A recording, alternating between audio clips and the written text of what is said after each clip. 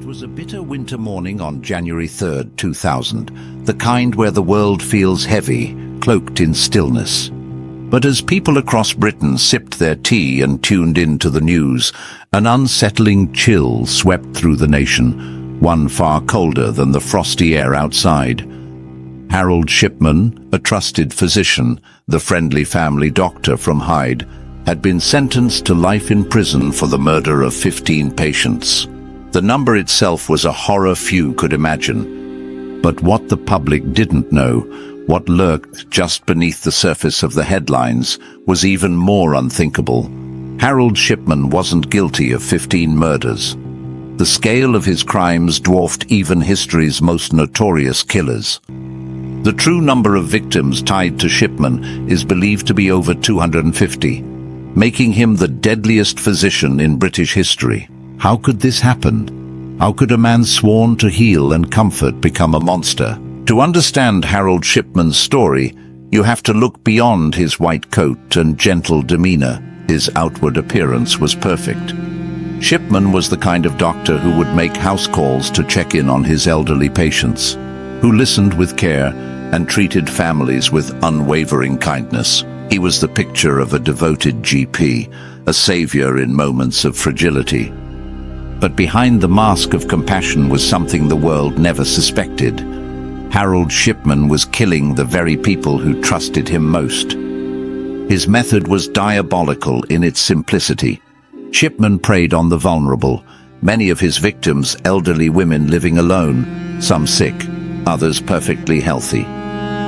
He'd enter their homes or invite them into his office, offering reassurance, sympathy, and, horrifyingly, a lethal injection of morphine, heroin. The drug worked quickly, lulling his patients into an eternal sleep under the guise of medical care.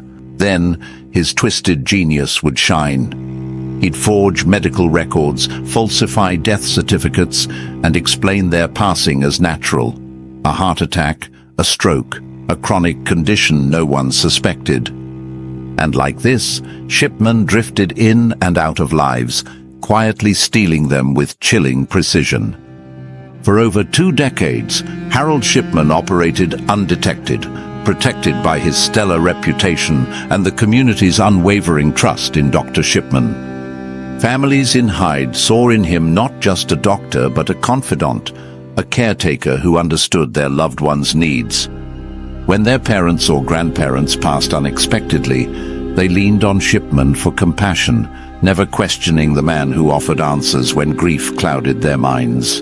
He was, in their eyes, beyond suspicion. But even the most methodical killer makes mistakes. Harold Shipman was no exception. He crossed the line with Kathleen Grundy. Kathleen was 81 years old, an active, vibrant woman beloved in Hyde. She volunteered, socialized, and showed no signs of slowing down in her golden years. So, when she was found dead at home under Shipman's care, the shock rippled through her family. Shipman declared her death natural, nothing to question. But Kathleen's daughter, Angela Woodruff, wasn't convinced. After her mother's funeral, Angela discovered something bizarre, a will, supposedly signed by Kathleen, leaving her entire estate to Dr. Shipman. Angela knew her mother well. Kathleen loved her family deeply, and there was no chance she'd disinherit her children in favor of a man she barely knew. Angela went to the police, driven by a feeling she couldn't shake.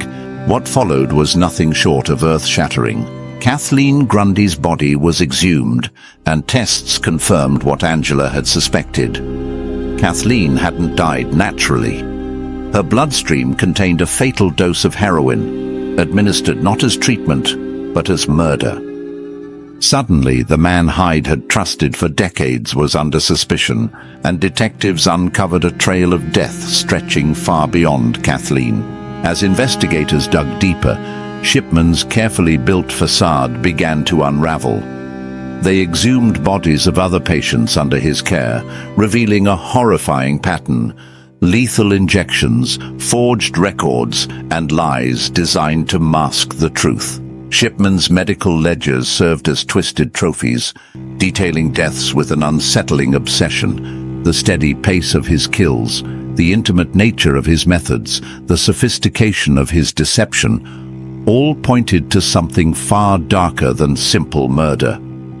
Shipman didn't act out of rage or material gain. He acted out of a God complex. He held life and death in his hands and played judge, jury, and executioner. But to truly grasp Harold Shipman's motives requires a glimpse into his past. Shipman wasn't born a killer. He was born in Nottingham in 1946, a boy from a modest working-class family. His mother, Vera, shaped much of who he was. She was controlling but fiercely loving, raising Harold to believe he was destined for greatness. Her favor spurred Harold forward. Her approval was everything. And when Vera fell ill with terminal cancer, 17-year-old Harold watched helplessly as her doctors administered morphine to ease her pain. In those quiet days, as Harold sat by her side, he witnessed death with its veneer of control.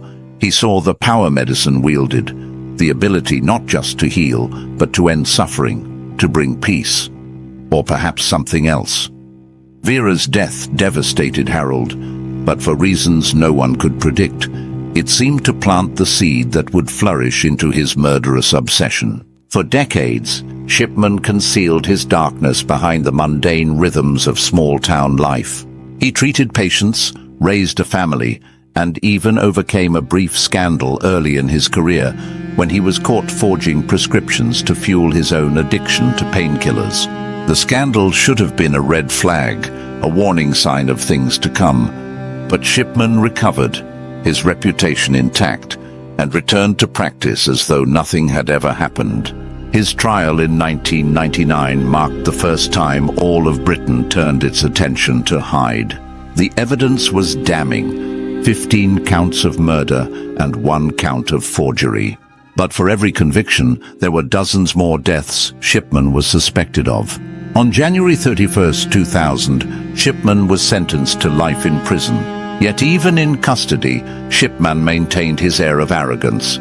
He never admitted guilt, never apologized, never showed remorse.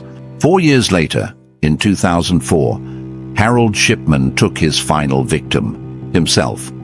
He hanged himself in his cell using a bedsheet, leaving his victims' families forever haunted by unanswered questions. Why had he done it? What twisted logic had fueled his actions? Was it grief, narcissism, a warped sense of morality? Shipman took those answers to the grave, sealing his story not with closure, but with silence. The wake of Shipman's crimes didn't just shake Hyde, it rippled across Britain and beyond. How could a man sworn to heal wield his power to harm instead? How could so many victims fall under his care without anyone suspecting a thing?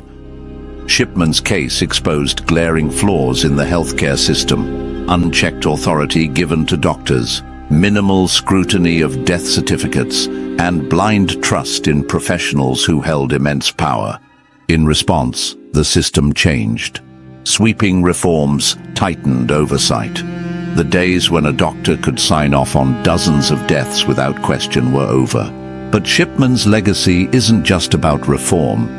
It's about the fragile nature of trust, the trust between doctor and patient, caregiver and loved one. Shipman manipulated that bond, welding his mask of compassion to his deadly intent, betraying not just his victims, but their families and his profession. His story serves as a haunting reminder: trust, while sacred, must never overshadow vigilance. Today we remember Shipman not as a doctor, not as a healer, but as a predator, a man whose name will forever be stained with the weight of his atrocities. But beyond his infamy, beyond the headlines and the horrific numbers, we must center the true tragedy of this tale: the lives lost. The mothers, fathers, grandparents, neighbors, people who entrusted their lives to a man they believed would help them, only to be betrayed in the most horrifying way. These lives should not be forgotten. Let their stories remind us of the depth of human vulnerability and the vital importance of protecting it.